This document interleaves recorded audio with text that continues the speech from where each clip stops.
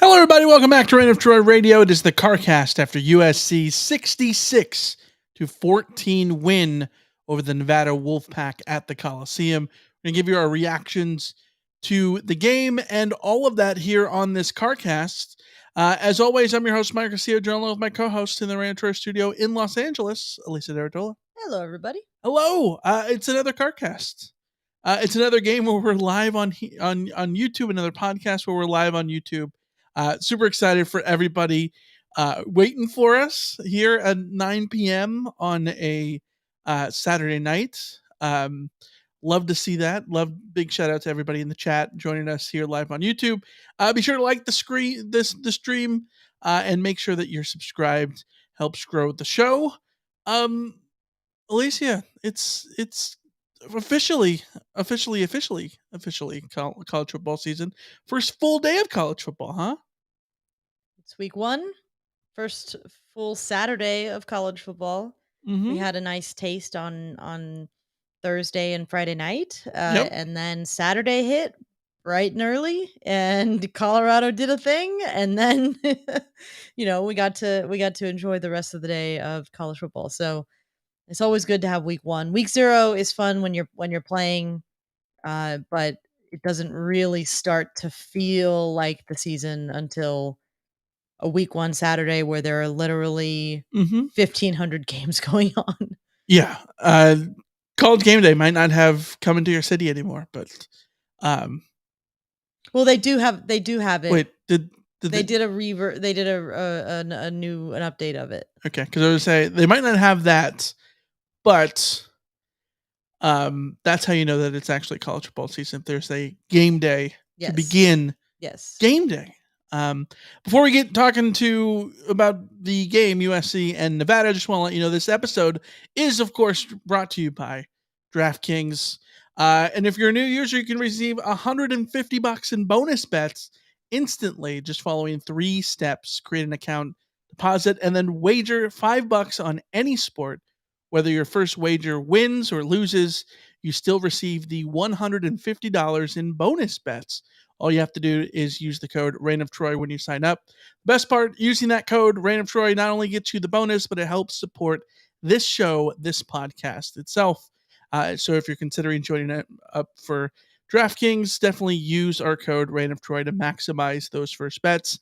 The offer is available for new customers who are 21 plus and physically present in legal gambling states. Please remember to always gamble responsibly and check the episode description for the full terms of the offer. Alicia, we are excited because SC will be heading to a legal gambling state soon. The Arizona State game in a few weeks. Yeah, and so no better time to sign up for DraftKings than when you head over to Tempe. Exactly. So there you go. All right, Alicia, let's get into it. USC and Nevada, 66-14. You were, of course, covering all of the college football stuff for Fansided. I was there at the game. We have watched separately. We've barely talked at all about this. I think all we really talked about was like the Deuce Robinson touchdown. Sorry, Keely. But tell me your thoughts. Your thoughts about USC's win over Nevada. This is what you should do to Nevada. This is what I think a lot of USC fans were hoping to see in week 0 against San Jose State. And a lot of USC fans were frustrated that they didn't see something closer to this against San Jose State. And I know I personally went into this game thinking I really need to see something from USC defensively that doesn't send me into a panic. And I think that is exactly what happened here. I think I could spend 2 hours talking about how much I love this offense and how much joy it brings into my life, and how I am enamored with so many players on this offense. So you wouldn't throw it out with like the condo stuff, the condo method? No, I would not. Because it sparks joy. It does spark joy, yes. Yeah. But I was just about ready to throw out the defense after 1 or 2 plays, because it was not sparking joy, Michael. It's true. We will talk, and I will wax poetic about some of the players on offense because they absolutely deserve it. But I do want to give a shout out to the defense, especially knowing that Eric Gentry and Mason Cobb were both injured and not playing in this game. Especially given that USC gave up that big pass early on to set up a touchdown early in the game. The defense really could have fallen into a pit and had a lot of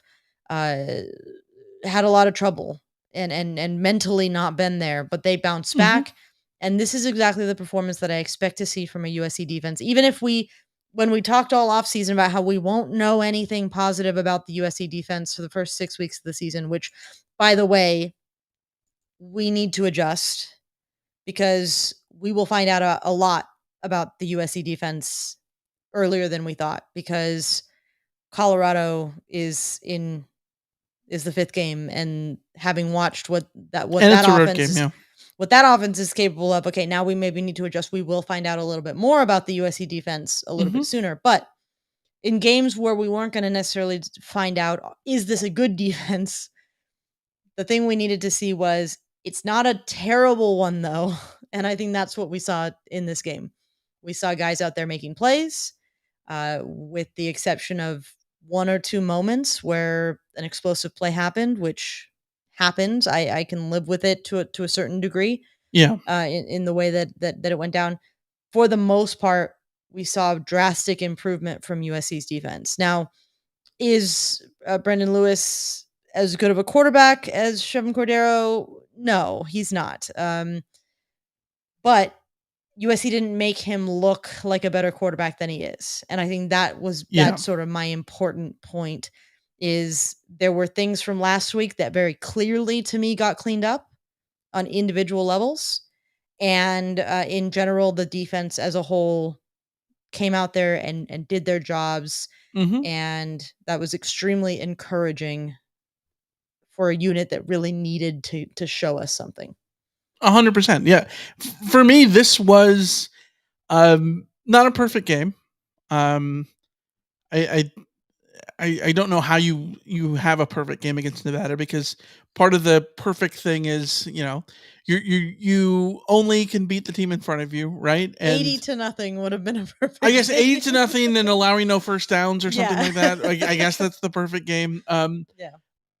But having said that, I think this absolutely was a game that is exactly what you want. It's exactly what you should be doing.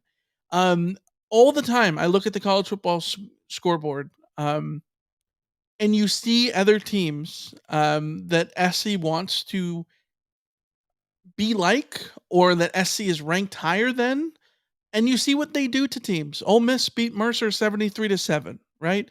Oregon beat Portland State 81-7. Notre Dame beat Tennessee State 56-3. Oklahoma beat Arkansas State 73-0. Georgia 48-7 over UT Martin, right? And you see those, and if you juxtapose that next to the scoreline of the San Jose State game, 56-28, that doesn't look as pretty, The 56-28 game offensively, the game that was totally great to see in week 0 for the Trojans on offense, but on defense left a lot to be desired. And we talked about that probably maybe too much over the past week, right? But this game, I think, is exactly the type of game that you want to have in a week 1 situation, even if it's game 2. In this game, SC outgained them 668 to 360. 308 more total yards on 18 fewer plays. SC only ran 54 plays in this game. Only 54. And they gained 668 yards. 12.4 yards per play is absolutely bananas. And you can look at the defensive performance and say, oh, well, they gave up 5 yards per play. That's not great. It's okay, decent compared to what SC was doing last year. Sure, I'll give you that. But I think that anyone really who watched this game realized that for the vast majority of this game, SC on defense did exactly what you want to see. Troy over at Rise of the Kumquats, by the way, great name, sent us a tweet. Final tally, 3 plays of Nevada's resulted in 183 yards. The 69 other plays, 177. Yeah. That's what it comes down to for me. Like, yeah, you obviously can't get rid of those 3 plays. Damani Jackson getting burned on the first drive. Anthony Beavers getting burned for a 77-yard touchdown in the fourth quarter. But I do not care. I do not care about a garbage touchdown in the fourth quarter. Do not care. You put up 66 points so that you don't have to care about those situations. Mm-hmm. The backup quarterback for Nevada comes in as 4 of 5, 129 yards and a touchdown. John Jackson III catches 3 passes for 52 yards in that fourth quarter. Good for him. Good for him. Seriously, good for him. Like, yeah. Who cares? Who honestly cares? SC gave up one huge play in this game with the first team defense, and it was Damani Jackson getting beat over the top, and they didn't do anything else. Like, Nevada did not do anything else in this game. They made Brendan Lewis look like he was still at Colorado. Sean Dollars, 9 carries, 33 yards, average 3.7 on the ground. Yeah, that's what you want to do. You want to make those guys somewhat irrelevant in terms of being able to move the ball up and down the field. And Nevada did not do that. Like, the biggest thing there was that I don't think Brendan Lewis is as good of a quarterback as Chevan Cordero is. Right, but they made him look like he wasn't. Like, that's the point. But he can also run. Yes. Like, there's no reason that Brendan Lewis couldn't do to the USC defense with his legs what Chevan Cordero did to the USC defense with his legs last week. And the big thing for me is that they cleaned that up. Mm-hmm. There was a particular play that I just absolutely loved with Rajon Davis, where whether it was by Rajon recognizing and being smart and understanding what his role was in terms of not letting the quarterback get away there, or whether this was specific tactically that the linebackers were told, stay home, contain all of that. Whatever it was, it worked, because that specific play where, like, Rajon Davis very, very clearly could have tried to be more aggressive and get after the quarterback, but instead he went back, he waited, he let the quarterback come to him. Yeah. In general, there was one where Jamil Muhammad was there. Bear Alexander gets pressure up the middle and gets the quarterback on the run, and Jamil Muhammad is right there ready to clean up the play and not let it turn into a broken play where he scrambles away. Those were the things that USC was not doing last week. Last week they were getting pressure and there was nobody there to clean up the play if the quarterback didn't immediately get taken down. Yeah. This week that was just not what was happening. And yes, you can compare the offenses between San Jose State and Nevada, but I will continue to say, like, Nevada's offense is not good, but they made them not look good. Statistically, going into the season, it's not like Nevada's offense was like miles away from San Jose State's offense. Sure. San Jose State's offense isn't that good either, but USC made them look better than they were. Like we were saying, this was an offense at Nevada that had been bolstered by a bunch of Power 5 transfers that could have that had some amounts of talent that was available to them. And USC took care of business, kept things in front of them. They were aggressive, but not over aggressive. Yeah. They didn't get caught, with the exception of the one play where, and even on that play, like, I don't know, like, that is the kind of play that happens in college football. That is the kind of play where you put your trust in your corner, and he's in a one-on-one situation. He just doesn't make the play. Right. That's going to happen. You obviously want Damani Jackson to clean that up. You obviously want all of your cornerbacks to not get caught up in those situations where they're not able to make those plays 100%. But they happen, and you have to deal with them. The broader defensive picture from today, outside of, what was one or two moments, which in the past for this USC defense has been 5 or 6 moments. So, cutting down on that is very, very positive. It just, the positives were all over the place. especially in comparison to last week. Yeah, and you look at the offensive and the defensive performance combined, and it results in making this scoreline look like it was what it was supposed to look like. I saw a comment from Tim earlier in the chat that said that SC was favored by 38.5, and they did what they were supposed to do. Yeah, exactly. Yeah. They did what they were supposed to do. And how many times have you seen USC do what they're supposed to do against a bad team in the last decade? Yeah. Like I'm not gonna sit here and say that like this win over Nevada means like a title is near or something. Like I'm not gonna do that. That's obviously silly, but like it's just refreshing to see SC actually do what they're supposed to do on the field here. Because we've seen so many times where SC gives up. Last week gave up 28 points, right? The offense, yes, it's a week one situation last week, game one situation last week. And I think there probably should be some leniency for that, given all the rotation and stuff. But like other teams don't have that problem, and SC did not have that problem today. You look at it on offense, and this was an incredible performance, just obliterating a team that you should obliterate. Yeah. Caleb Williams in this game had one drive. He led one drive that had more than 5 plays. That was his last one, a touchdown drive of 7 plays. You look at SC's drive chart. 4 for 79, 5 for 32, 2 first downs and a punt. But 4 for 54, 4 for 45, 4 for 68, 3 for 64. Another 3 and out randomly placed in there. You just go down the list, and SC was just slicing and dicing on offense, unstoppable. USC averaged 12.4 yards per play. Yeah. 18.1 yards per completion. 10.8 yards per rush. That's what you want to do. In a situation like this, yes. In the preview, when we were talking, like I said, I'm sorry, Nevada. This is not fair. This is a mismatch. This is not. Yeah. Nevada is not capable of slowing down this USC offense, and that came to pass. There's too much. There's too much firepower. What are you supposed to do if you're Nevada? What are you supposed to do if you aren't an elite defense going against the players that USC has? And it starts with Caleb Williams, who is, even in a routine, like he makes a 5 touchdown performance look routine.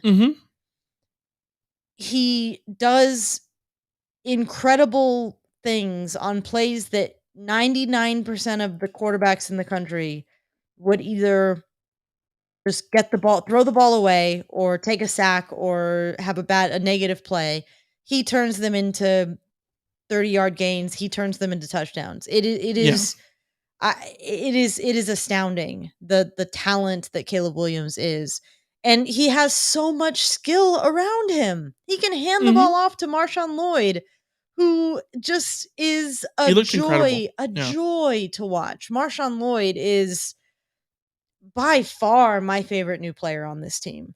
And that's Zachariah Branch is an incredible player that makes me hold my breath on every return and looks like he could break literally every return. But to me, there's just like a singular joy in having MarShawn Lloyd in that 0 out there, spinning dudes, putting them in a spin cycle, running them over, catching a pass where he just streaks up the middle of the field. Like, yeah, that's my new favorite play of all time. That play is in every Madden playbook, and it never works. Never works.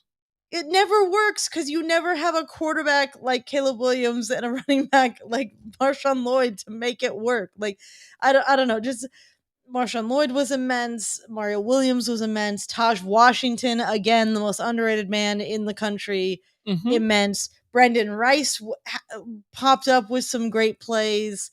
Dorian Singer had that incredible catch on that play where Caleb made something out of nothing. Yeah, Dorian one hand Singer. Yeah, Dorian one hand Singer. It's wild that Dorian Singer could do that in this game, and it's not even like the top 10 of my favorite moments of the game. Michael Jackson III comes back and catches the touchdown. It just everything about this offensive performance is just, it's so much fun to watch. And the thing is, yes, it's Nevada. We will continue to say it, like, yes, it's Nevada, whatever.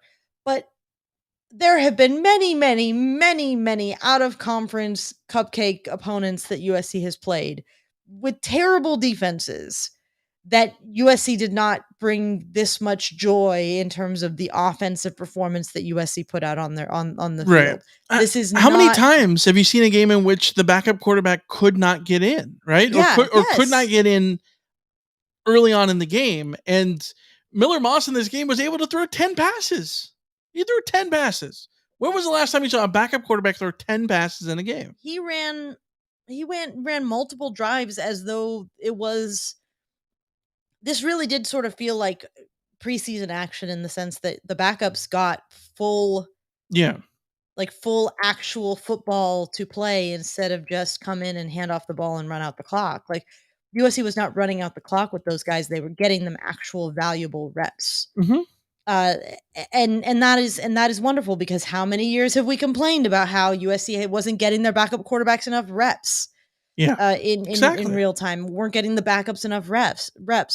And in this game, that's they got the job done early enough and got it done impressively enough that you could go out there and say, you know what, go out there, Miller Moss, do your thing. It's Miller time for a while. Yeah, I was thinking about it, like, when's the last time an SC backup got this much run in a game, and was able to be productive and just run the offense. I really liked how they just ran the offense with him still. Yeah. Because he needs time. He needs to be able to develop. In a world in which you need to call on him, you want to be able to do it with the confidence that he can run the offense and do all the things. And I just looked it up. So this is just me spitballing that this is the answer. It might not be the answer here for you, but John David Booty in 2005 is what I was thinking of. He did not have a game where he threw for over 100 yards. Miller Moss in this game threw for 134. Mind you, 71 of those came on a pass to Deuce Robinson, where Deuce Robinson is just sort of open and then just runs. Walking through a breakdown in defense. So yeah, there were a lot of yak yards. I don't care. Miller Moss did what he was supposed to do, and he was super productive. 7 of 10, 134 yards. That's what you want to do. But that's Miller Moss. Like that. This is right. The thing is, Miller Moss is not Caleb Williams. They're not the same kind of quarterback, and this is the kind of offense that Miller Moss would need to be running. He would need to be the point guard quarterback who's getting the ball in the hands of playmakers and letting them, make plays in space. And that's Miller Moss was connecting with his receivers and moving the ball and doing so effectively. And that's all you can ask for from the backup. Like that, you're getting him valuable reps to get into a rhythm in the offense. Yeah, absolutely. I think you look at everything in this game. I think that you can really feel good about, the exception of like two things. Domani Jackson getting beat down the sideline on the second play of the game, and the penalty by Tackett Curtis. But like, how am I serious? The percentage of like serious concern I have about those things is minimal compared to anything else. Because SC did what they were supposed to in this game. Yes, and that's refreshing. Yes, 100%. Domani needs to clean up his game. But at the same time, I came out of last week's game saying that Kalen Bullock needed to clean up his game. Yeah, Kalen Bullock. This is what the early season games are for. And Kalen Bullock came out flying. Yeah, and absolutely. I thought he looked great. Every question. He was everywhere.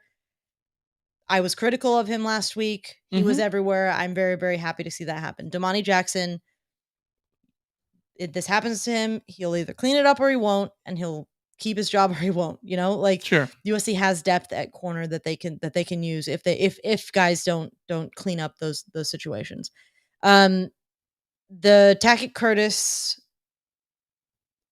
targeting penalty is I don't care if you're a freshman or a veteran. you should not be hitting a guy the way that Tackett Curtis hit him. I'm sorry. Right, it's just the way it is. It's a play that in the moment should have been flagged. I don't know why they didn't flag it in the moment. Because Pac-12 refs are incompetent. But I think they were Mountain West. Oh, are they Mountain West? Whatever refs they are, I don't know how you don't. There are hits that are not targeting, but because the helmet comes off, because of the violence of the thing, that they just throw the flag that it's targeting because it's so jarring. It could look like it is. You throw the flag and then you do the review and then figure it out later. I don't know how they didn't react to that, because the moment it happened, I was like, no. So on that front, it just can't happen. Right. At the same time, as we talked about in the Discord while it was happening, like, Tackett Curtis is an aggressive defender who is his aggression's going to get the better of him. And the one thing I can say is, at least he did it now in a game that isn't going to impact. He's not going to be suspended next week or anything like that. And it can be a learning experience for him, because he cannot hit like you cannot do that hit. It just flat out cannot. Yeah. But now he's done it, and now he should know from experience. There's no excuse for the hit. Surely it's a mistake that you could say it's a freshman mistake, but it would be a mistake regardless of what your eligibility is, right? But my thought is, like, at the same time, like, you want your young guys to feel comfortable to be aggressive.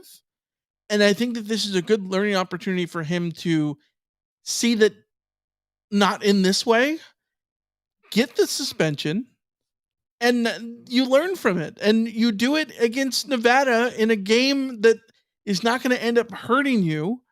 Not that you want to, like, pick and choose when you're suspended, obviously. But what I'm saying is, like, it's better that it happens in a moment where it's not going to bite you early on in your career, so you can learn from it. So it doesn't, it's hopefully in a position to where, a year from now, in a key moment that you really need him to not make a play like that, he doesn't do it. Yes. Will he, or can we be sure that, like, that won't happen? Of course not. Those things just happen, even when you're not trying for them to happen. Sometimes in the heat of the moment, things are so bang bang that they just happen. At the same time, I said it last week. I know we got a comment on YouTube about, like, I think misunderstanding what I was saying. I think young players are allowed to make mistakes and learn from them. Yeah. I'm not saying that, like, encouraging people to make mistakes. But the whole point of development is you learn from your mistakes. You learn from the opportunities that you're given, and the opportunities that you create. This is an opportunity for him to learn from it. Yes, I would rather him not have to learn this particular lesson. Right. And I would have rather had him there were a lot of valuable reps he missed out. Like, I don't want to sugarcoat it. Well, especially on a day where Gentry and Cobb don't play at middle linebacker. He lost a lot of valuable reps. Right. But at the same time, again, it happens. I don't think he was out there trying to, like, headhunt on purpose. Right. And I don't think it's worth talking about 5 minutes on a Carcast either. You know what I mean? I mean, it's also just something that came up. So, I will say, just to spin this over to something else, though, is that what Tackett Curtis did there was silly, and he paid the price for it.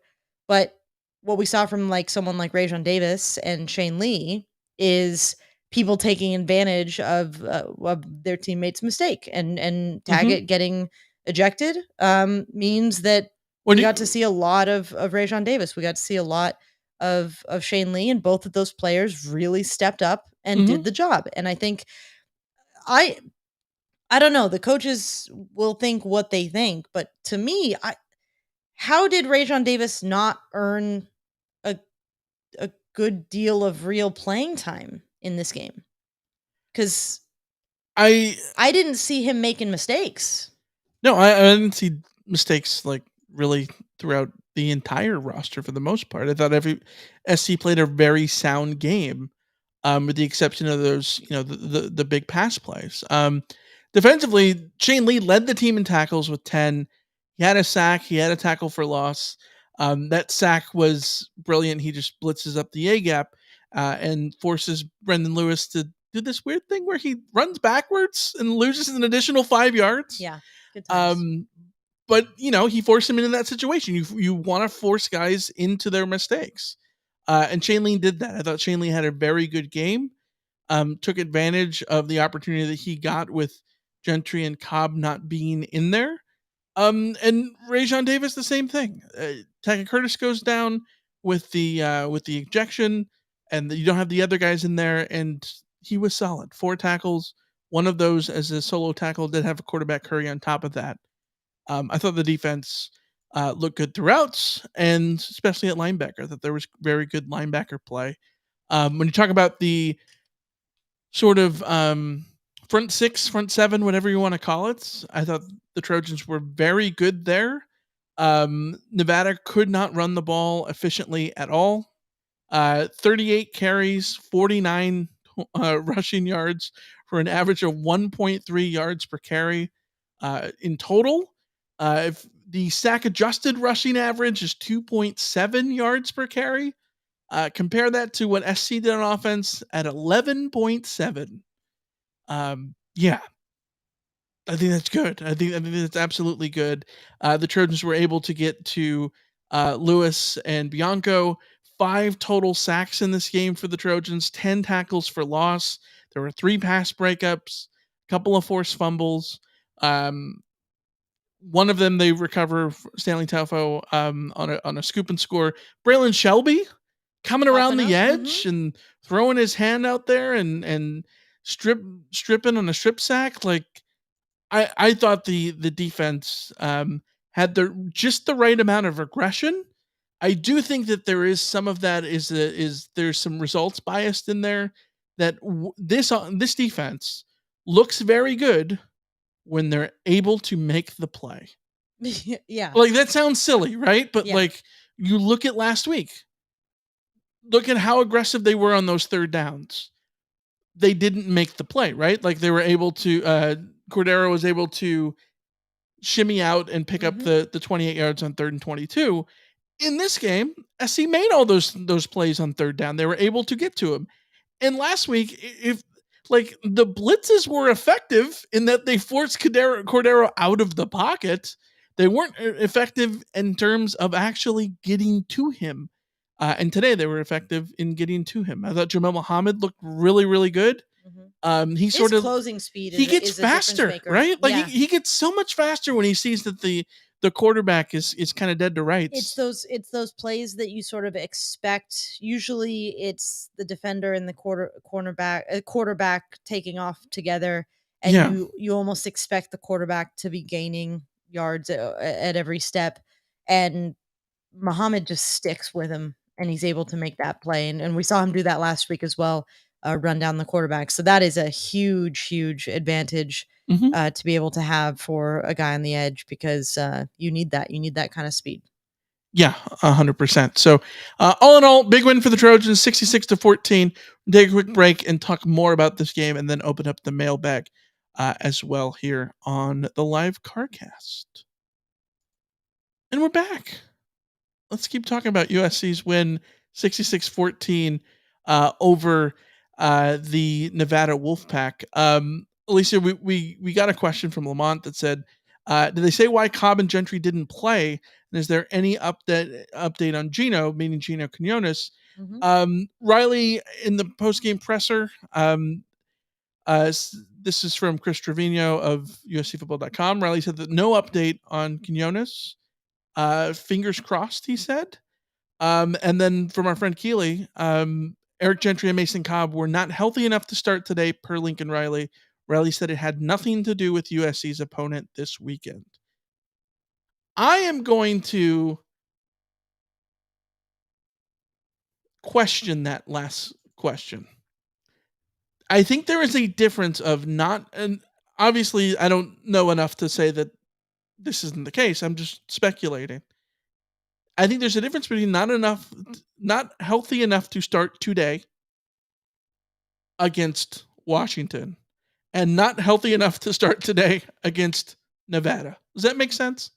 Yes, 100%. And he's obviously like the opponent didn't matter in this quote, but I think that I would love to know, like, in a push comes to shove situation, it's the conference championship game.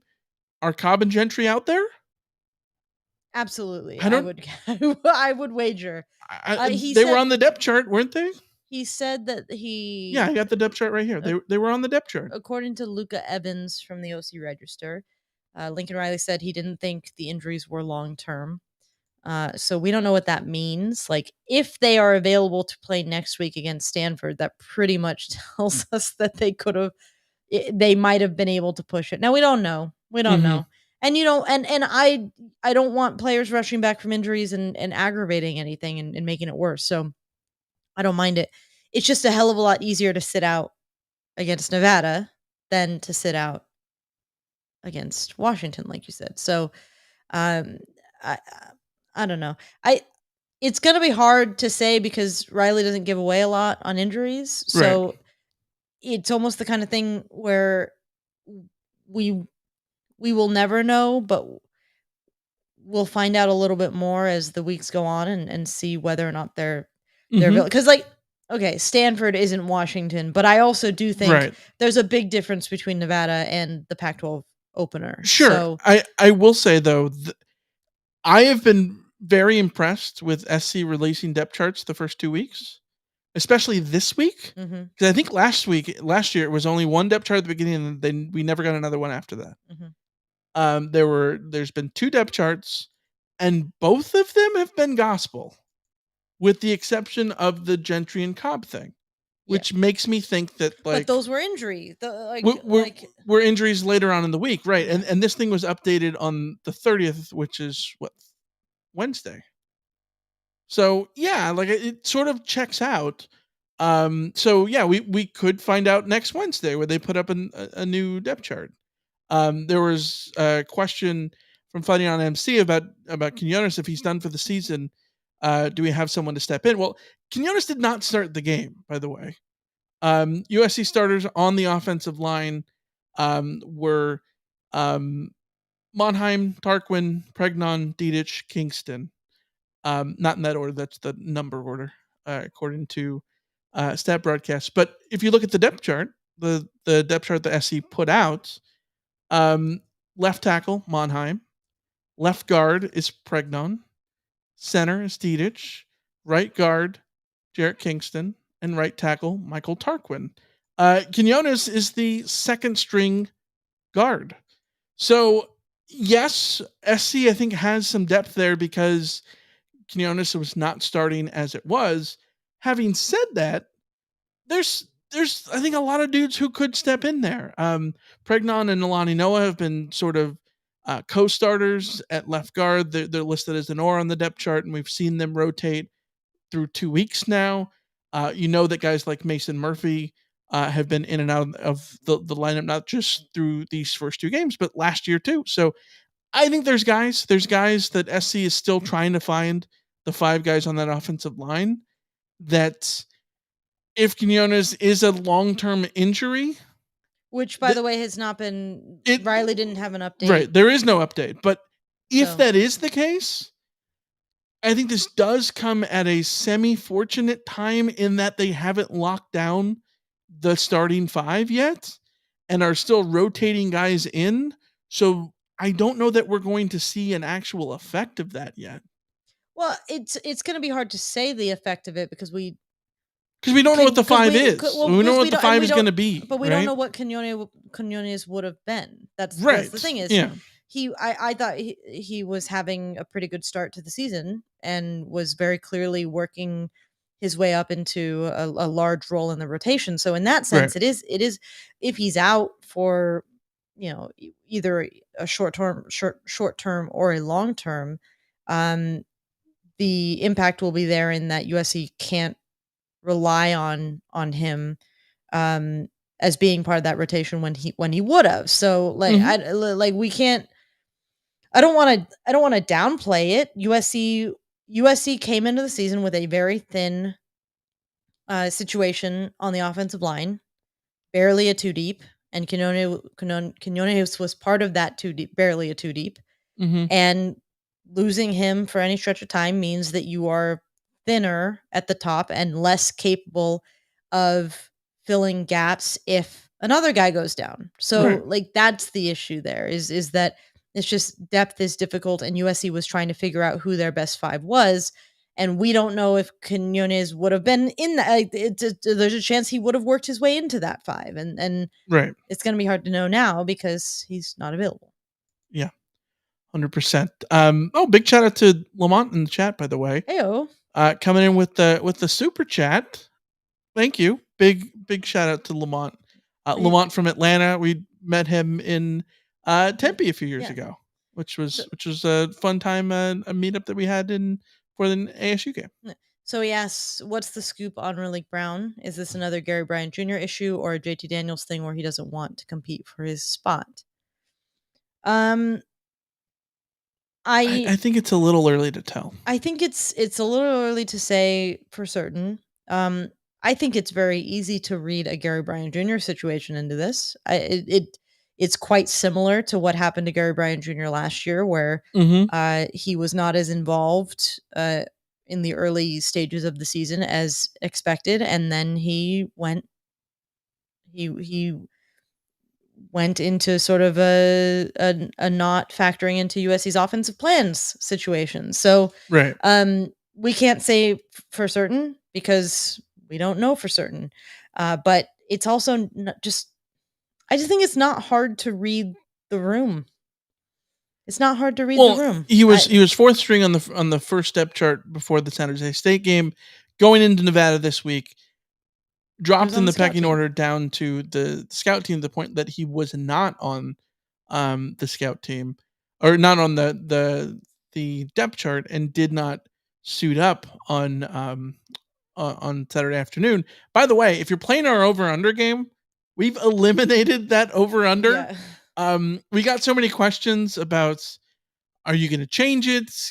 Somebody, I wish I would have remembered who exactly it was off the top of my head. Asked if they could, if we could change their answer, these kind of things. And we just thought it'd be easier to just get rid of that thing. So you all get it right. Everybody gets it right, whenever it is. Yeah.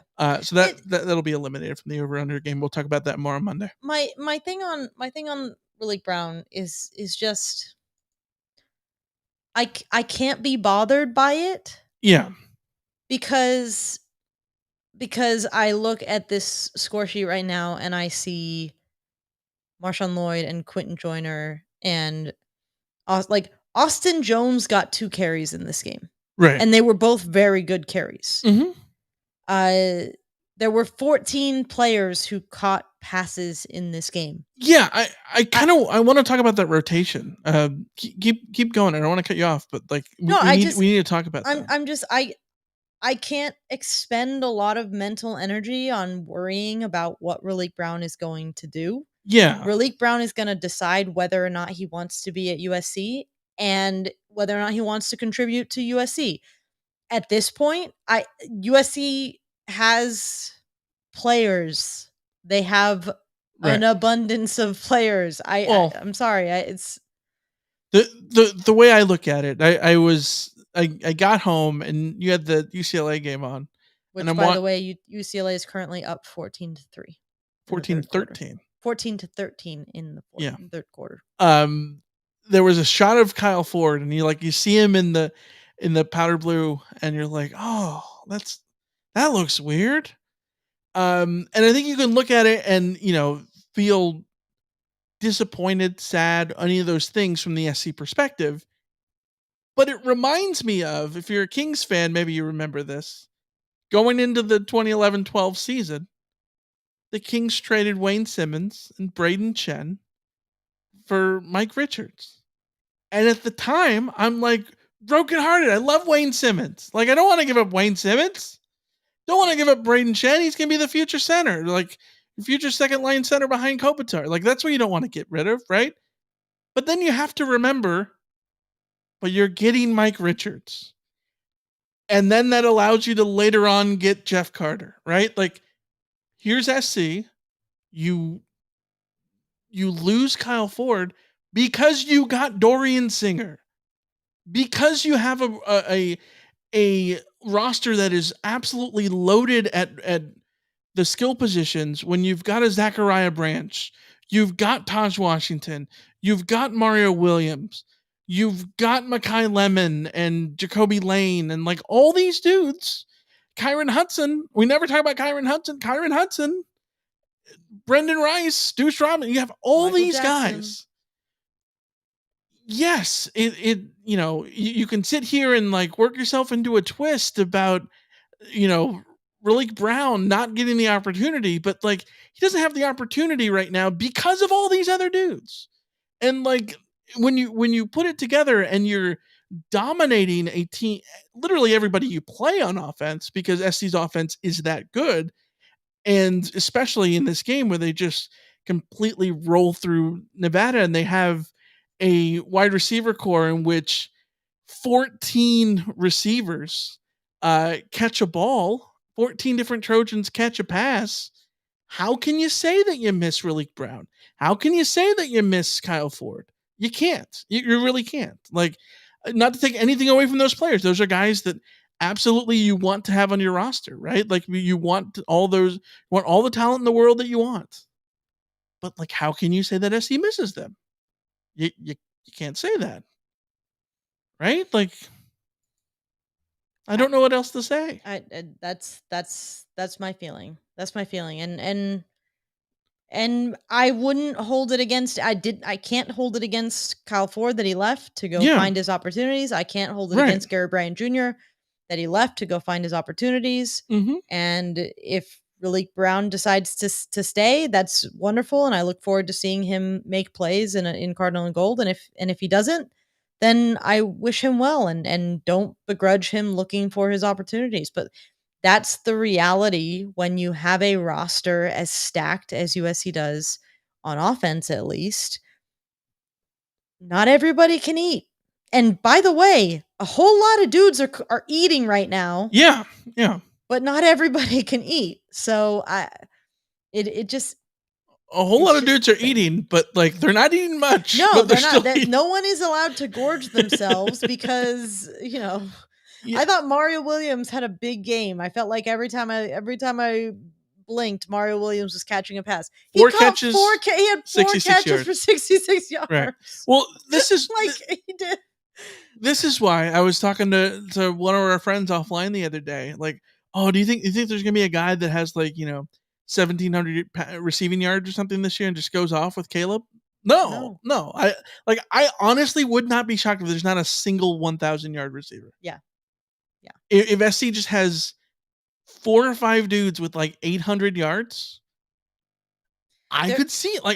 Like that's what it's sort of setting up to be the case right now. USC's gonna rotate through every game. Two dudes are gonna have like 4 to 5 catches and be in the 75-yard mark, and they're gonna rotate through. There's like 6 guys that they're gonna rotate through about who's gonna be the one of those 2 guys in the game who have the big production of 75 yards. Yeah. And half of the time Taj Washington is going to be one of those 2. Because that's who Taj Washington is. 3 targets, 3 catches, 75 yards, 2 touchdowns. All the headlines, Dorian Singer, all the headlines, Zachariah Branch, all the hype, Mario Williams and Brendan Rice, and it's Taj freaking Washington every single game. He only needs to pop up twice, but man, when he pops up twice, is he gonna go make some damn plays? Yes. I love that dude. I love that dude so much.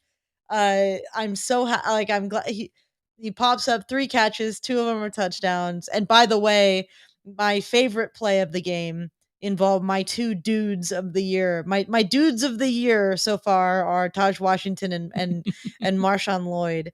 And seeing Taj Washington catch a pass in the middle of the field and Marshawn Lloyd be out there in front, hitting the block to spring him free to the end zone, like just that's Alicia happy place is that play. Yeah, and the one over the top to up the middle, but also everything involving MarShawn Lloyd. Okay, you mentioned those two plays. The touchdown pass from Caleb Williams to Taj Washington on the post, and then he gets the block. It's MarShawn Lloyd, and there was somebody. Was it Mario Williams who was also down there to potentially block? I can't remember who the other receiver was, but it was Lloyd who gets the actual block off. Right. Mm-hmm.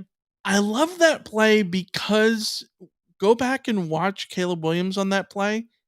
And he did this all game long, and I noticed it last week too. He has such control of the situation, and he's doing the thing that you see in the NFL where he's being very deliberate on everything, using his hands, calling his guys to go this way, go that way, do this thing, being patient, going through his reads, finding his guy, just doing all the little things in the quarterbacking position to put his guys in the right spot and maximize their efforts. And I thought Caleb Williams' role in that play was great. He was really good in that. The pass up the seam to MarShawn Lloyd, he runs, he rolls to his right, and the whole time, he makes the little move to Lloyd, keep going, keep going, keep going, and then just feathers it right over the top, drops it into a breadbasket that only Lloyd can catch it. And he catches it and goes right up the middle. You saw in the RPO pass, the touchdown pass to Michael Jackson III. Brilliant use of the RPO. Brings in, uses the fake handoff, pulls it, throws to Jackson right over the middle.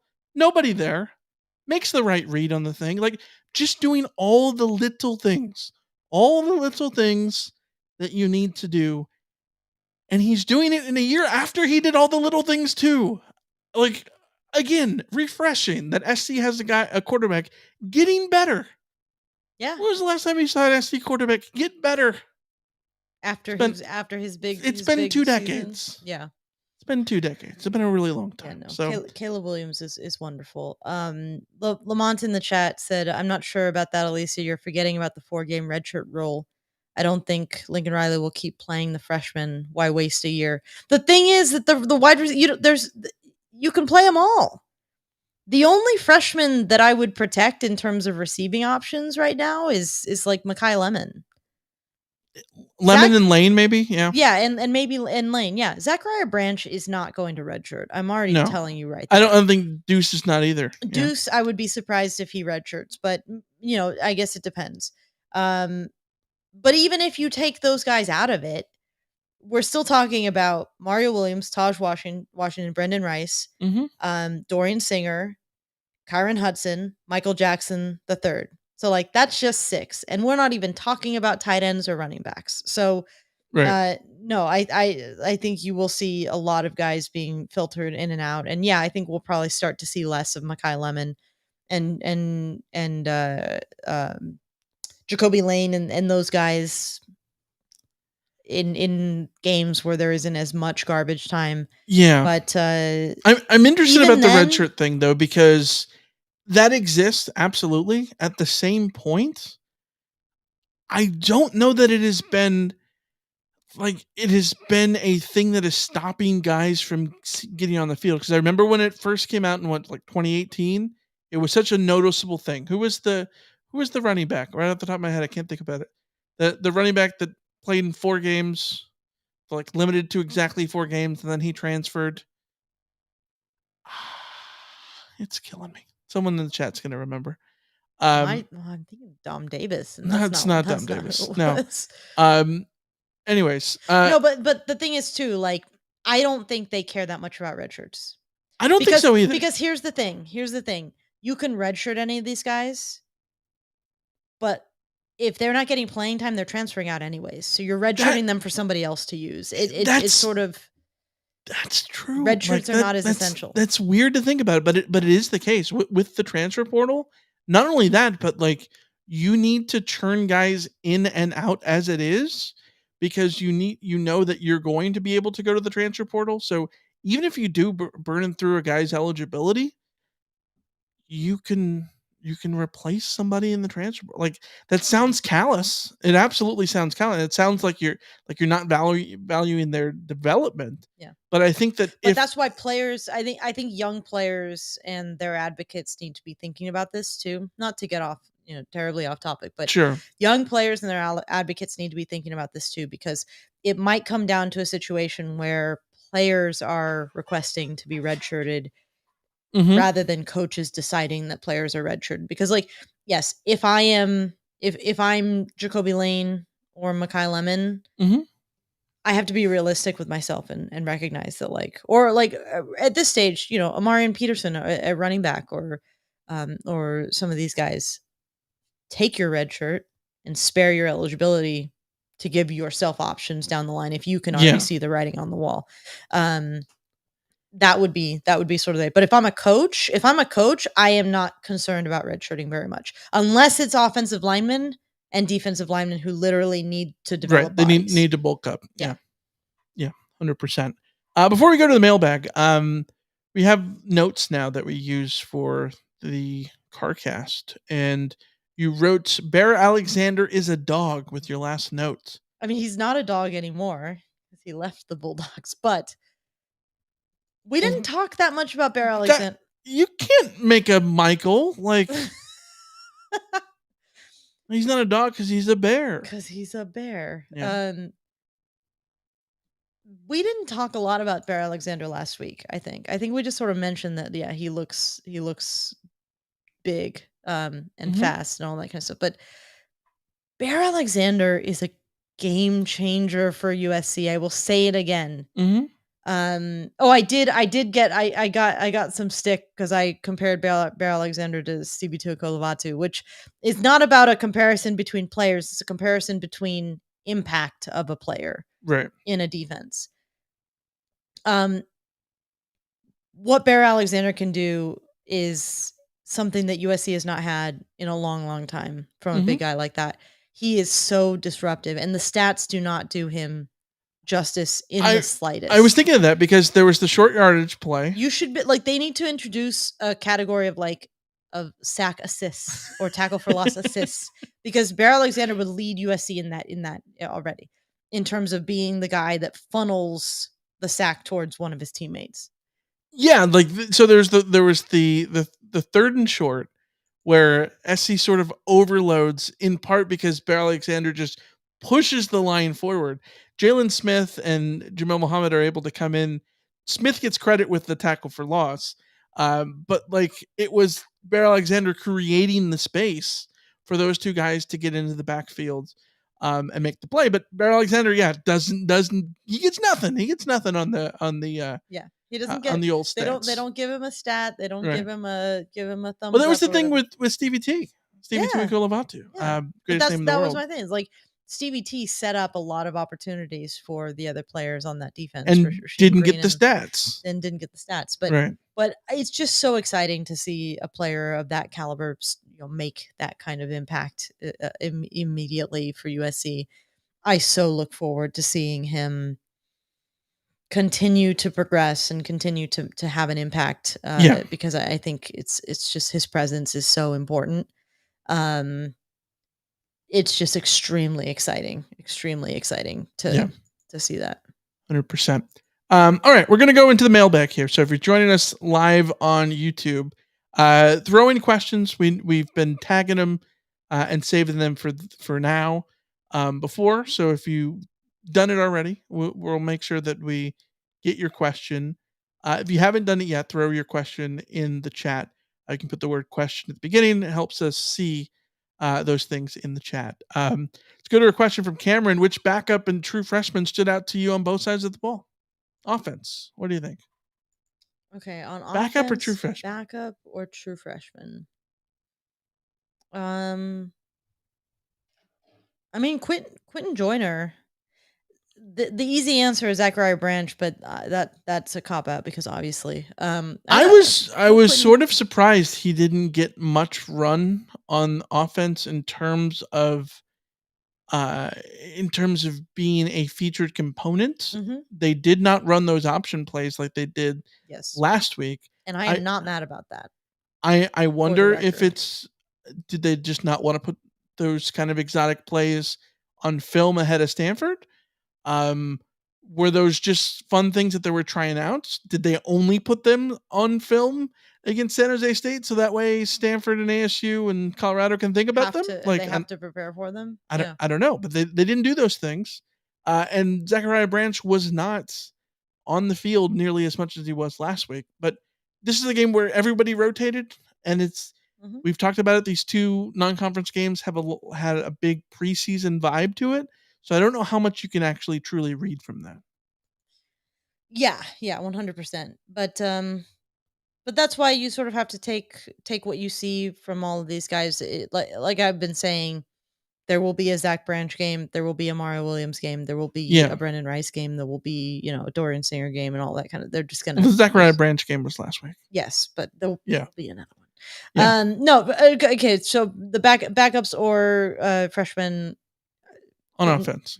Quentin Joyner, I think, it looks like a dude who can contribute.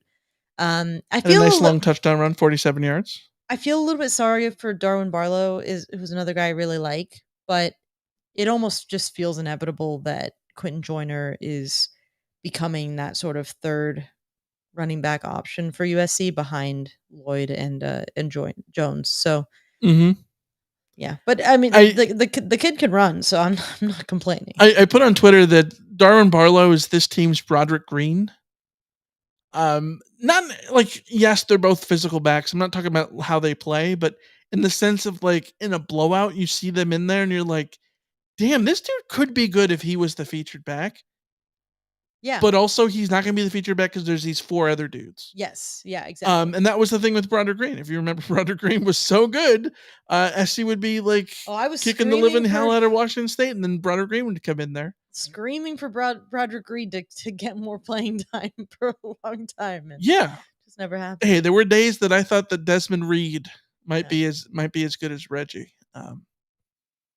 I was weird, but to be fair, pre-injury Desmond Reed, incredible, underrated. Damn you, Notre Dame. The real ones will remember that one.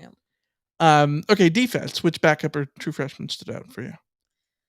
I'll give a shout out to can I give a shout out to just the linebackers in general? Sure. I because they were all backups realistically. Right. I thought Shane Lee was out there looking. I saw somebody I think in the chat say that Shane Lee looked as good as he's ever looked at USC, and I would say that is probably true. I think that's the case. I thought he was out there making plays. He was running people down. He was in pass coverage, doing well. Right.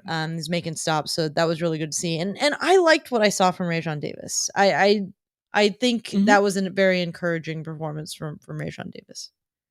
Yeah, LA Fred says Braylon Shelby on defense. Yeah, absolutely. I loved what he was able to do. He was really long reach, got around there quickly, got his hands on the ball. That's exactly what you want your defensive end to do, especially one with as many accolades as Braylon Shelby has come into this season as a true freshman. Like, that's ideally what you want to see. You want to see those guys get off the mark early, which is a good thing. Steven says grade on the linebackers. At least a B, right? Like a solid A, B. I think it's an A. It's a B if you include the penalty on Tackett Curtis, but it's an A. It's an A for the actual play on the field. For the context of the game, yeah, I think they're put in a difficult position where the two, which might make it more of an A with the Tackett Curtis penalty because I mean, those two guys had to play. Yeah, they had to go out there and they had to get the job done, and they did. They weren't perfect. I thought Rajon Davis missed a couple opportunities to make a play out on the perimeter. Shane Lee is still slightly limited in his speed, and he still looked more than quick enough to make plenty of moves, I thought. Yeah. The blitz up the A gap that I talked about earlier, I thought was really, really nifty for me. Without having rewatched it to see if they were missing their gaps or anything. Like the run defending was pretty on point. I can't really remember situations where there seemed to be misfits or anything like that. So without watching it back to like verify that, yeah, I thought it was a good performance from them. Yeah, and you just look over the numbers. Ashton Hayes, the co-starters on running back for Nevada were Sean Dollars and Ashton Hayes. Each had 9 carries. Dollars, 33 yards. Hayes, 15. That's exactly what you want to do to those guys. 1.7 yards for Hayes per carry, 3.7 for Dollars per carry. That's what you want to do? That's exactly what we want to do. Murray says, did this game help build the defensive depth that we need for the future? I think so at linebacker. I think absolutely. I think reps. You saw out of Shane Lee, a guy that seemingly fighting for his starting job to still be there, and showed why he was a captain, I think. And then you look at Rajon Davis, put together a strong performance in a sort of must-see performance. I mean, for him, because this was the opportunity he might not get again with having all the guys out in front of him, because he is like third string on the depth chart. So him being able to play the way he did, I think it was a huge opportunity for him to work himself into that rotation. And then the defensive line just has so much rotation that, yeah, I don't know that they're ever going to settle on like who the 3 are. I think they might end up just creating multiple packages and just be flexible there. It's going to be really telling next week against Stanford, though. First Pac-12 game. You would think, but I still think there'll be a lot of rotation. We won't see the same kind of deliberate rotation, though, in terms of, and they're never going to call it like preseason sort of mode, but it is out of conference, cupcakes. So it'll be very telling to see what kind of depth was formed in the first 2 games, because we'll see who has earned the trust to play in a Pac-12 game. Right. It's a little bit, a lot of guys got a lot of extensive reps, and that is very good for building depth. Does that mean it's real depth, though, when push comes to shove and you're playing more important games? Then we'll find out for real what that depth looks like. Yeah, for sure. Lamont says, Michael, Alicia, you have to talk about how good of a football player MarShawn Lloyd is. Downfield blocking was insane, not to mention his running and his receiving. Absolutely. I think we've talked plenty about that, and Alicia's been gushing over there about him. He's my dude. I can't come up with a rhyme that fits his fittingly as my guy vibe, but I'm just gonna roll with my dude. He's my dude. My boy Lloyd. I tried my boy Lloyd, and I don't like it. No, I'm just gonna go with my dude. And I cannot get enough of his running style. I cannot get enough of that, like the physics of the zero. It's just anything rhyme with Sean? My hero zero. My hero zero is not bad. I think of Gilbert Arenas, but that's not bad. Zero the hero. My elementary school, the kindergarten teacher used to do counting. They do like the number lines around the outside of the room, and every day of the school year we'd sort of put up the 1 and then the 2 and then the 3 and then the 4 and sort of do the counting. And on like the 10 or whatever, there'd be like we'd all get little prizes or stuff like that. And then on the 50, we'd all get whatever, the zeros. And then when it got to 100, that's the day that Zero the hero would come to class. And Zero the hero was like a Zorro looking sort of costume that I found out later that the woman who I long considered to be like my aunt that wasn't actually related to me, that Martha was Zero the hero, and I had no idea, but she was. Is it like a mask on or something? Yeah, she'd wear like a Zero, like a Zorro mask, and she had like the Zorro hat, but then everything was zeros or whatever. And they'd bring in, she'd bring in like donuts because they're zeros, And it was like a whole thing in my elementary school, and it's very niche, but like the name of the thing was Zero the Hero. So I think that's what you got to roll with then. Yeah. Zero the Hero. There you go. Sean from Beautiful Austin, Texas. Was that a scoop and score, or did that count as a pick six? A scoop and score. Braylon Shelby forced it out. It flipped in the air, and Stanley Tafoe picked it up and waltzed it into the end zone. I think big play for Stanley T. Talk about someone who is just like Shane Lee, fighting for their playing position, for their role as someone who started last year and now has to compete against other guys this year. Big effort from him. Got the big play there. Yeah. Looks good for him. Lamont says, question is, Deuce Robinson, the second coming of Drake London, only faster. I can't wait to watch his USC career. Look, like, hard to say that that's not the case. He looks like him. Yeah, we need to see how physical he is going up and getting a jump ball. That's true. I think he had some good catches last week where he had to sort of battle the DB a little bit more, but this one, he just got open, and that's where we saw him create that separation, which was really nice to see. But yeah, it'll take time before we see him doing Drake, like the things that I associate with Drake London. Yeah, was not necessarily being wide open. It was out physicaling at every level. So we'll see. I think he has the capability to do that, but we'll have to wait and see him actually show us those plays. Yeah, 100%. Richard said Coastal Carolina could be up right now, but UCLA just went up by 8. My question is, why does God hate us? Apparently, I just saw scrolling over. UCLA put in Dante Moore and he immediately threw a touchdown pass. So, well, Ethan Garbers threw 2 interceptions. So, yeah, UCLA has a quarterback situation on their hands. I learned tonight, by the way.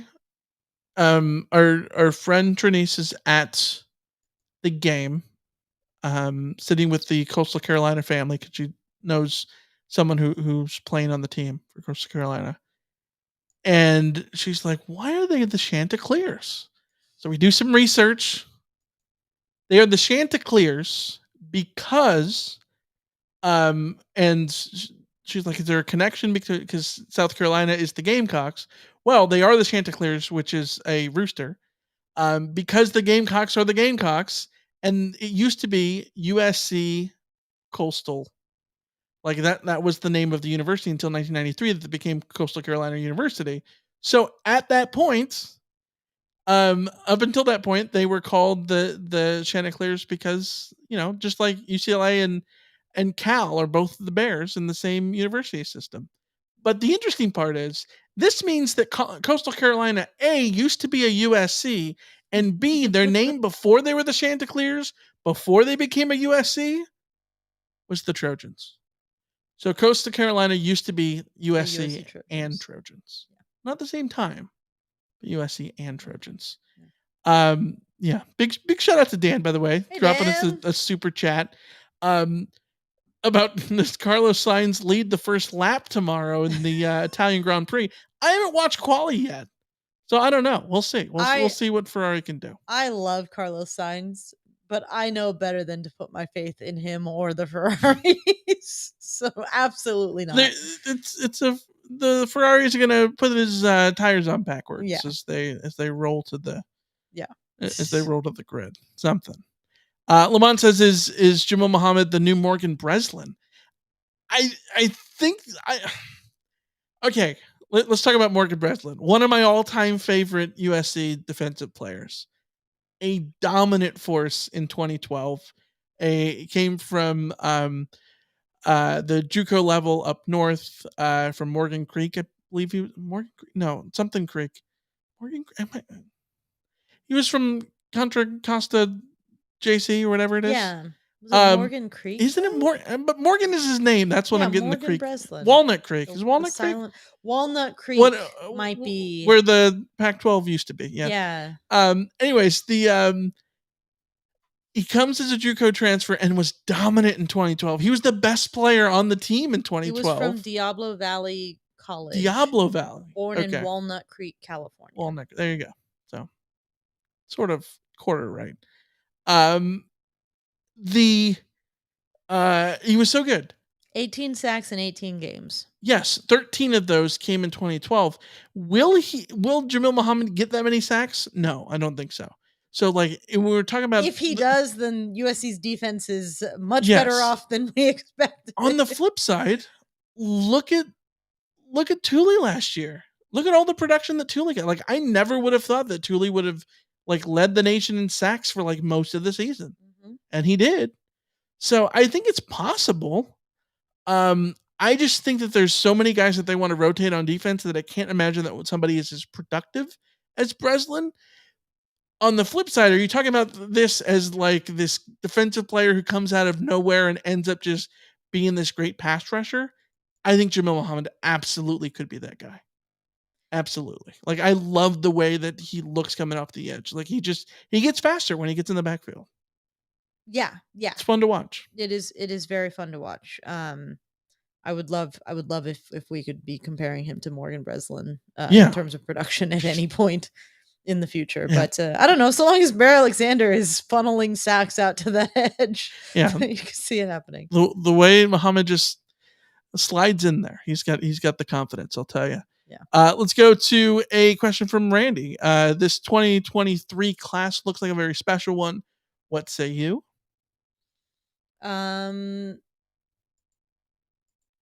Yes. I wasn't expecting a recruiting question, to be quite honest. I mean, it looks pretty solid. I think you look at the guys who have already made an impact. The guys who have scored touchdowns: Quentin Joyner, Zachariah Branch, Deuce Robinson. And the crazy thing is, like, we haven't even really seen Christian Pierce, and we've seen little, like, because Christian Pierce was a star of camp. Elijah Hughes has gotten some playing time, but it feels like he's coming in for more eventually. Yeah. Yeah. Alani Noah, like we talked about earlier, could be the solution to the Gino Canones injury, depending on how long. Alani Noah, is he the new Andrew Voorhees? Guy you just don't expect to just come in and just somehow win a starting job as a true freshman? That would be that. I wouldn't be opposed if he can hold down the job. Yeah. I mean, I look at the sort of the top of the class. Zachariah Branch already looks legitimate. I will still be putting my money on Malachi Nelson being the 2024 starter. We're already seeing stuff from Deuce Robinson. Mekhi Lemon was able to make some plays tonight. I think we're probably gonna have to wait until next year to see him more, just because of the because of the all the things we've been talking about in terms of how many weapons USC has.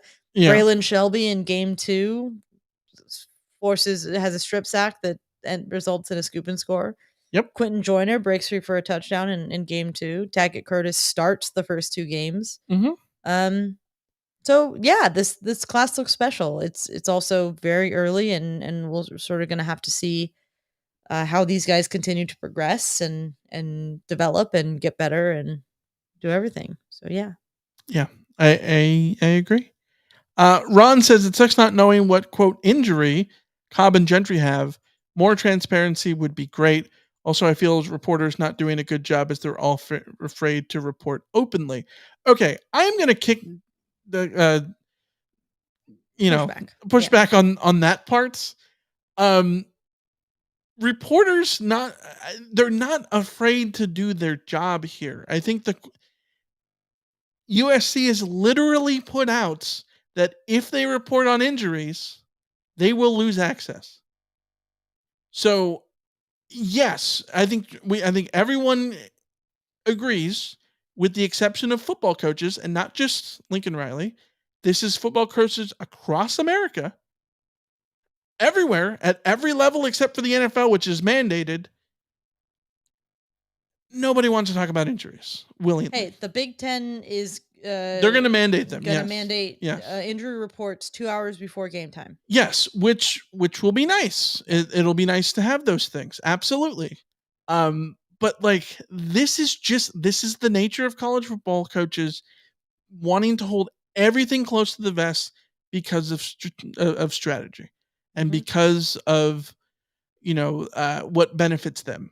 This is not reporters not wanting to cover the thing. Like reporters will like everyone that's in that room, everyone that's in that beat job, if they had a way to report these things and still be able to get the access that they could, they would do it. Yeah. The only ones that don't do the both things, you end up losing your access when you go around the other way. And the one person I can think of that did that is someone that people didn't like anyways. Yeah. So I don't think this is on the reporters. This is absolutely on coaches in the country. Lincoln Riley, one of them, who keeps everything close to the vest. This is why practice is shut down. All of those things. It's not a media thing. It's a coaching thing. Yeah. I'm not overly complaining about Lincoln Riley for doing this because it's just the state of college football now. It's not like Lincoln Riley's the only one that does this. I wish he didn't do this, but like he's not the only one that does. Like Chris Peterson was notorious for this too. Yeah. Yeah, it's Urban Meyer would have been like this tenfold. Pete Carroll at USC was a unicorn. Clay Helton was very, very willing to share information to a point about injuries if you asked. And that got him into a little bit of trouble because people just complained all the time about the injuries. So like I get why coaches don't want it out there. I agree transparency would be nice. Yeah. But Lincoln Riley also does not care that that you or I don't know what is wrong with Eric Gentry. Right. Yeah. And then, you look at hockey and everything's an upper body injury or a lower body and nothing, right? Yeah. Like, literally nothing. Like it's just all the game. It's frustrating. It's frustrating. I do think that we're frustrated with you, for the record. Yes, we are frustrated with you. We just want to caution, like, don't misplace your frustration on reporters who are literally just doing their jobs and trying to keep their jobs. Because if you as a reporter go out and piss off Lincoln Riley if you find out what's wrong with one of the players and you report that this is what's wrong with one of the players when you weren't supposed to, your publication loses their access, not you. Your publication does. Yeah, and this is not the thing of like, doing puff pieces so that way you get better access. Like this is not that sort of thing. That's not what I'm saying here when I'm saying that the media has to play the game. The media has to play the game literally because they won't be there if that's the other way around. Or the flip side is, or like the access that they have now just sort of goes away. Like you won't be out there for the first 15 minutes for everybody. Yeah. So no one wants to lose those kind of things. Yeah. All right. Next question we got from Randy. With what you have seen so far of the defense, do you think that we can be top 40 defense? I feel better about it now than I did last week. Sure. That I am not willing to stick my neck out and say yes yet. I have a new opinion on this. Like you have to be honest. Nevada was not a good offense and should not have put up a significant scare to the USC defense, and they didn't. And that means the USC defense did their job. But does that mean USC's defense is a top 40 defense? I don't know, because a top 60 defense should have kept Nevada in check too. So, my new answer to this, my new interpretation of this is no, because I think there's too many good offensive teams on SC's roster. The Pac-12 is so absurdly loaded. Yeah. That I don't know how any of these teams can reliably have a top 40 offense because of the things that they're playing against, teams that they're playing against. case in point, we talked about it last week in the preview, or a few days ago in the preview to preview the Nevada game. You look at the numbers and, Nevada is so poorly ranked. And we were talking about like there were, 102 in this and 104 in that. And like, that's not good.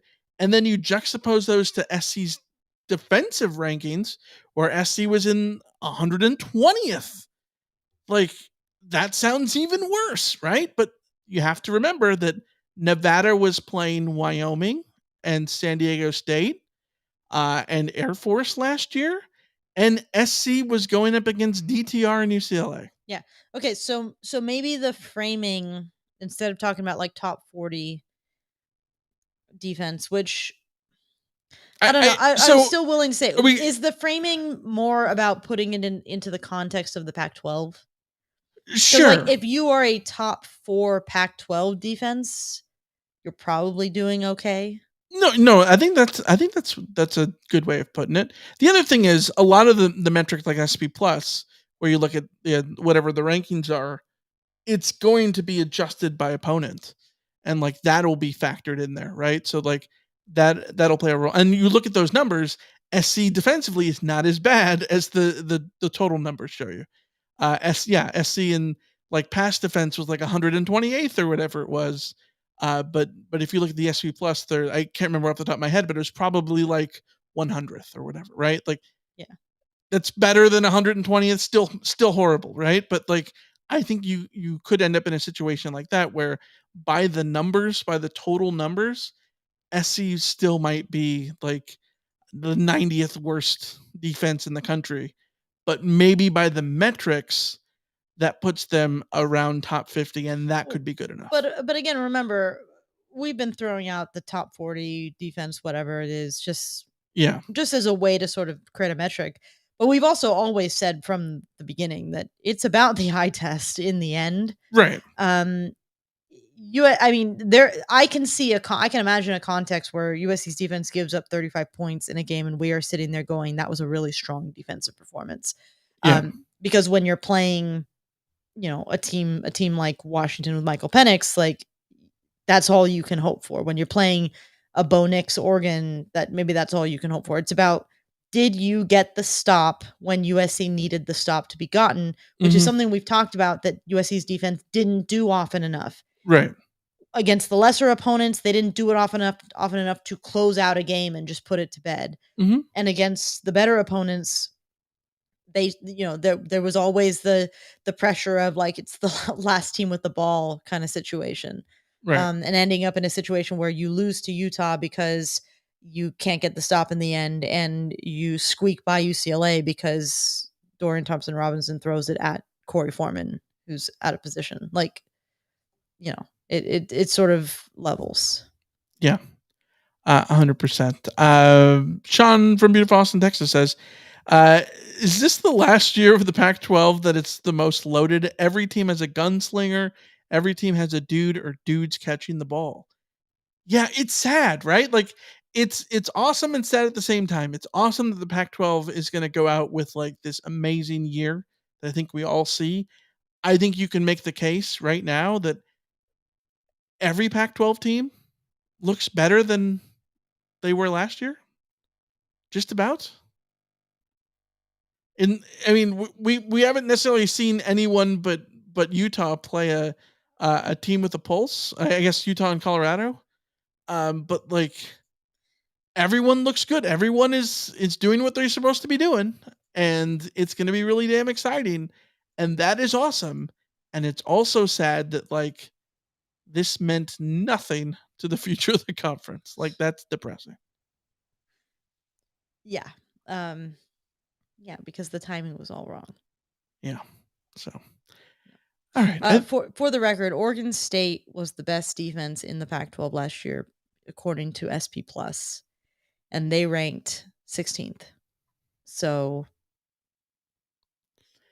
maybe you like adjust your number to judge top 40 from like, where is the top ranked Pac-12 defense? Sure. And then start that as number one.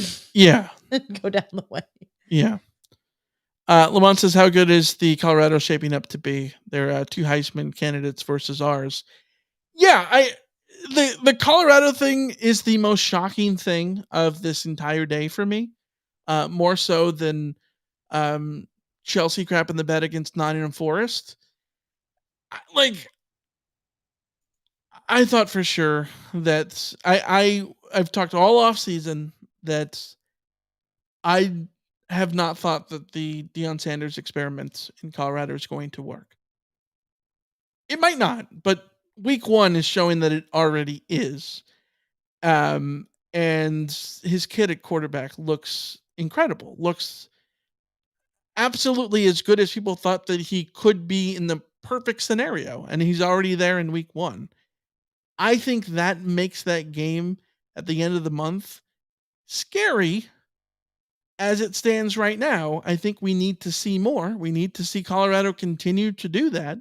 So you add it, we talked about it in the I think the preseason predictions episode. The worst case scenario for the SC Colorado game, we said at the time, was like if Colorado uses their talent to score a couple of big plays, and then since it's a road game, anything weird can happen in a road game and things go from there. I think that is the case still. But on top of that, you look at but they might be better than just that top end talent, just randomly talenting. You know what I mean? So yeah, I don't know. We'll see. It's still early, but yeah, that looks like it's not going to be the pushover that maybe we thought it was yesterday. No, I think that what we have seen in college football over the last couple of years is to stop underestimating roster turnover, roster flips. And one of the things that we talked about with Colorado is that roster flip was chaotic, but they added a bunch of really good talent in doing so. And Deion Sanders drew in some really good talent in the transfer portal. So the talent level at Colorado has risen. And I'll be honest, that offense run by Shedeur Sanders and with Edwards, the running back, they look like they can go. That offense looks like it could trouble USC. Now remember though that TCU's defense wasn't great last year and looks like it got worse. But from a USC perspective, that should be a worry because USC's defense is realistically in the area of where TCU's defense is. I wouldn't expect USC's defense to be significantly better than TCU's defense. So that is something to keep an eye out. But also, Colorado was really hyped for that game. You could see it. They were ready to go prove people wrong. And now we need to see what they look like when people are expecting things from them. They also get Oregon a couple weeks before USC, so that'll be really telling to see the extent to which this flip worked. Because I think there is a universe where TCU has just taken a huge step back. They don't have their Heisman winner at quarterback, and the quarterback was just not at the level that they needed. The defense really took a step back. All of those things. National title hangovers are a thing. Not national title loss hangovers are definitely a thing. So there's a lot of factors that are going into it, but I do think Colorado looks much, much, much improved and should be a game that USC is circling as dangerous. But we also still don't know exactly the extent to which Colorado is, a legitimate team because it's so hard to put TCU in context in itself. Yeah, I will say it's still week 1. We need to see more. By the way, my prediction all off season was that Colorado was going to crash and burn, but I said that they were beating Nebraska in week 2. Yeah, you did say that. I've said that since Rule and Deion got hired, that he's beating Nebraska in week 2 and that they were going to get ranked after that. Yeah. They might be ranked before that. They might be ranked before that. But See, I didn't want to put a prediction on what Colorado would be because I going into the season, I had no idea. I was just rooting for them to suck because I'm a hater. So, whatever. Yeah. I mean, who isn't, right? I know. The other thing is it's week 1.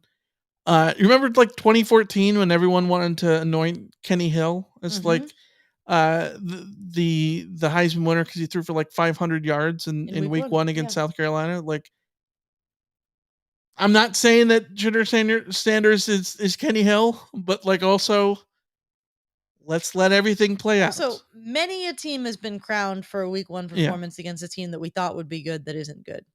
There's a lot of factors, but also I'm a hater, so you take my words for what they are. Yeah. I'm not rooting for Colorado in this context.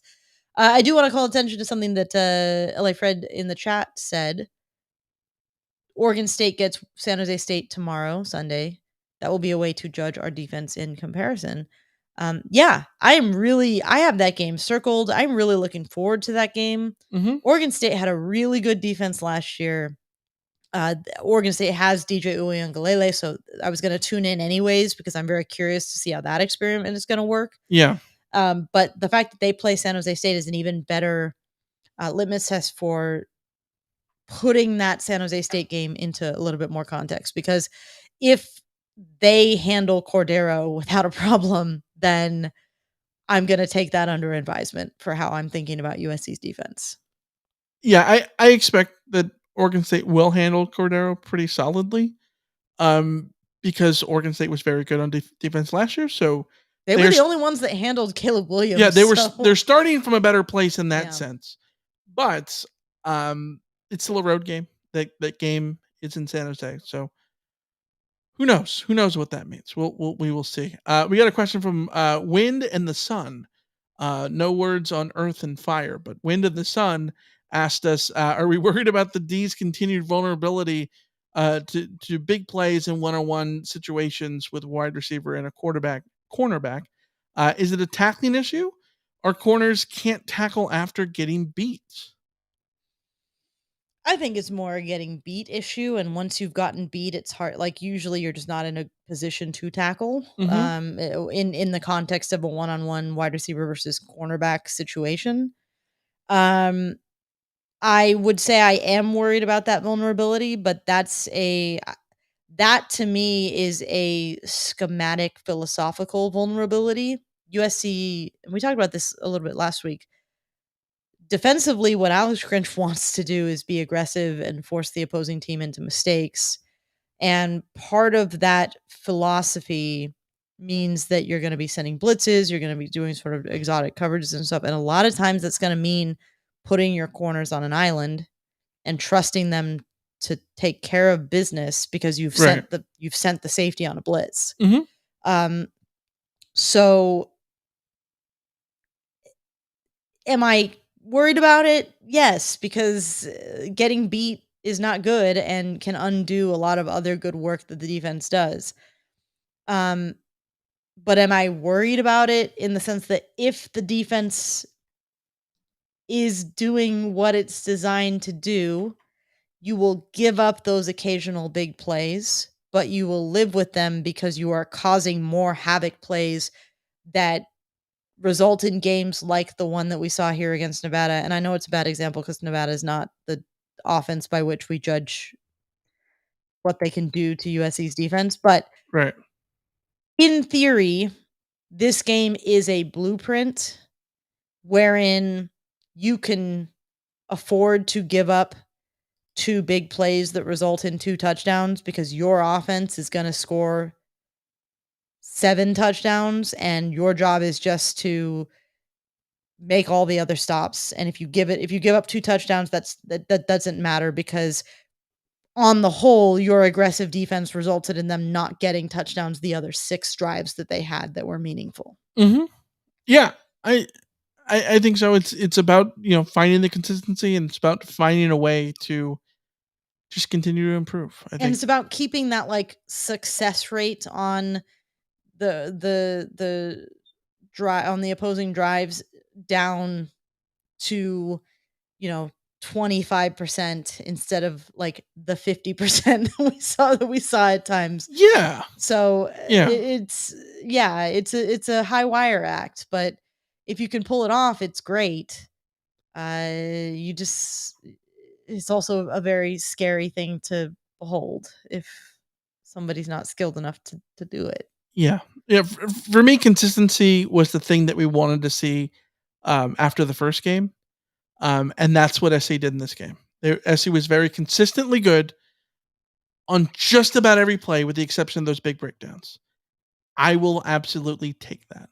And then you look to take away the big plays. And then when you take away the big plays too, then you're even better, right? Yeah. Like that's the hope. Obviously you're going to play much better offenses as the season goes on, but you got to start somewhere. You got to, and as we said at the beginning, SC has played many a bad team and not made them look bad.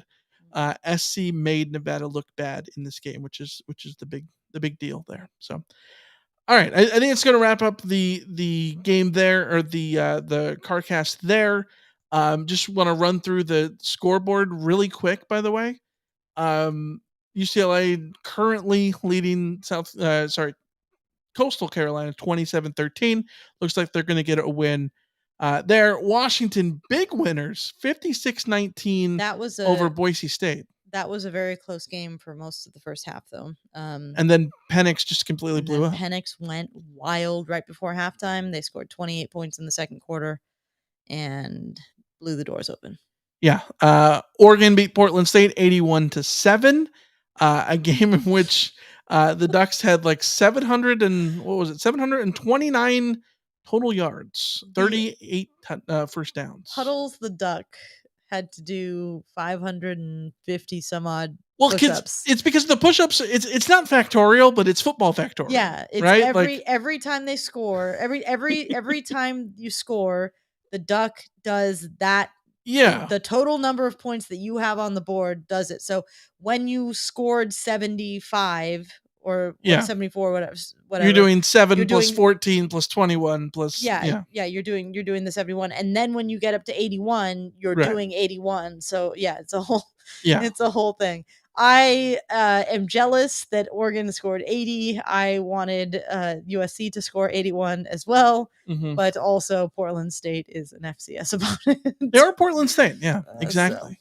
Of course, Colorado gets the win over TCU 45-42. Cal, big winners over North Texas 58-21. I think that looks good for Cal going on the road. Cal's offense North was Texas. 58 most points? of the teams in the Pac-12 put up 50 plus points this week, and Cal was one of them. Yeah, you feel really damn good if you're Cal.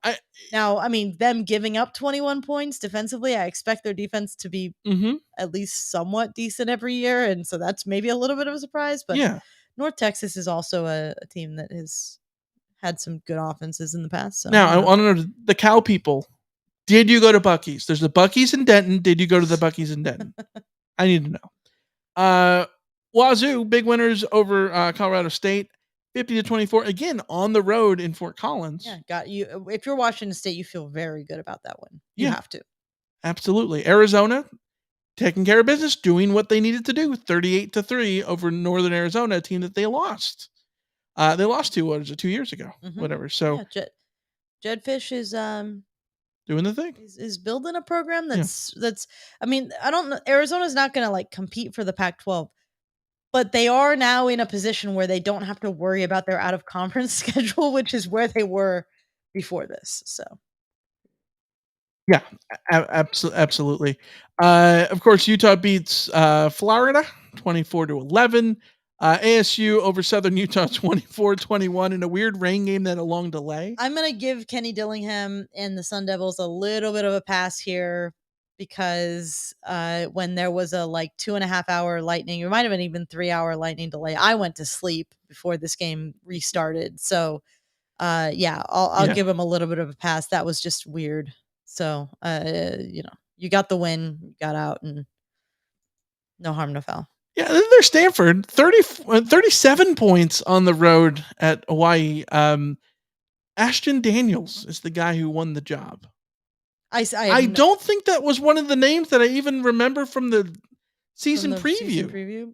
Was that one of I don't even remember that name. It's a very generic name. It is, but I don't even remember it. Ben Urasek had 9 catches for 138 still Ben Urasek. Yards. Yeah. So what is it? Death taxes and Stanford having these tight ends still. That's just circle Urasek as the What number is number 84? That is who you're looking for when USC plays Stanford next year. Look, the preview's already done. Our Wednesday episode done. 84. That is it. Yeah, just look for Ben Urasek. Yeah. Matt in the chat, undefeated Pack through week 1. Yeah, that's the way it looks. Yeah. Well, we'll see tomorrow. Oregon State and San Jose State. They got the accent over, so it is San Jose State, by the way. So yeah, we'll see. Pac-12 hitting pumpies in week 1, and that's what you want to see for a conference going out the door in what should be the best season ever of the Pac-12. So, all right, I think that's going to wrap us up. We've gone an hour and 46 minutes. LA Fred in the chat says it's still 174 folks watching here, which is a nice testament to Michael and Alicia. I will say that if you say that. So thank you. Thank you to everyone who comes out here and watches us and 2 hours after a game joins us in the chat. Yeah, it's pushing 11 o'clock Pacific. So especially if you're an East Coast person, like, you're extra special and beloved. Yeah. But we're happy to be here and we love talking USC football. So yeah, it makes the hour and 47 minutes go by very, very fast. Yeah, 100%. So, all right, we're going to wrap up there. We will be back on Monday, 5 p.m. Pacific for our Fallout episode. We'll take your calls from the Rant Line, of course. We'll look back at the over-under, see who picked what and how you did and all of that. Also, remember to join us on YouTube.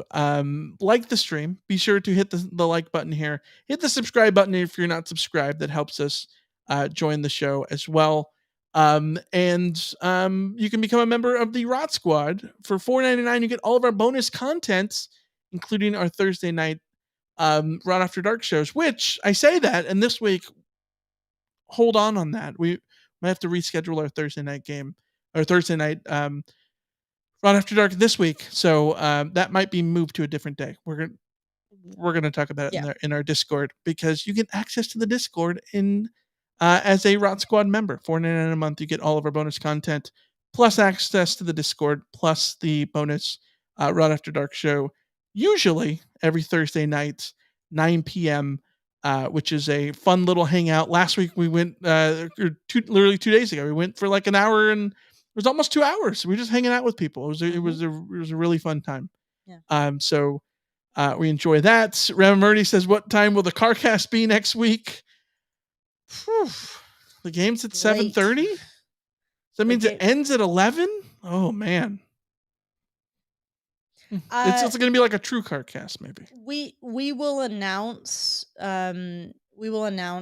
what time the Carcast will be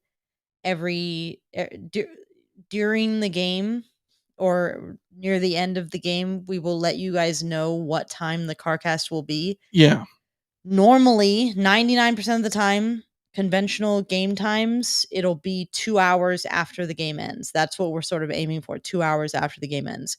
For a 7:30 kickoff, we haven't finalized yet, but I will say it should happen less than 2 hours after the game ends. Hopefully. We will try to get it going as quickly as possible after that game ends, because I don't want to be staying up, I don't want to be up at 2 a.m. doing a Carcast. I know you guys don't want to be. Dan says Sunday morning Carcast Sunday brunch. Morning Carcast brunch.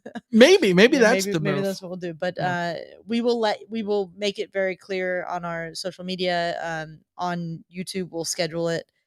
So keep an eye out there. But that's sort of going to be a unique situation for the 7:30 kick against Stanford. As I said, most of the time, if it's not a late kick, it will be 2 hours after the end of the game. Yeah, that for home games. For home games, road games, it will be immediately following. The game. just about immediately. Yeah. So, all right, that's where we stand. So, we will see you guys next time. Until then, yeah, see ya. See ya. See ya.